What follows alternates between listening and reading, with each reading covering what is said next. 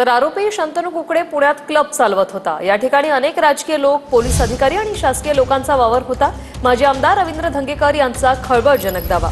पोलिसांकडून प्रकरण दडपण्याचा प्रयत्न असा धंगेकरांचा आरोप।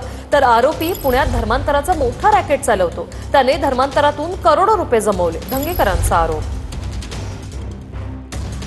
त्यामुळे मी काल ट्विट केलं, त्याच्यामध्ये तो एक क्लब चालवत होता। लहान लहान मुली ज्यांना आर्थिक व्यवस्था नाही, शिक्षण कमी आहेत आणि त्यांच्याशी अनैतिक संबंध ठेवण्याचा प्रयत्न करणं, अशा अनेक त्याच्या तक्रारी आता पोलीस स्टेशनला यायला लागल्यात। अनेक राजकीय लोकांचा आणि अनेक पोलीस अधिकारी असतील किंवा शासकीय अधिकारी असतील, त्यांचा त्या ठिकाणी वावर होता, अशा तिथल्या नागरिकांनी माहिती काल आम्हाला दिली।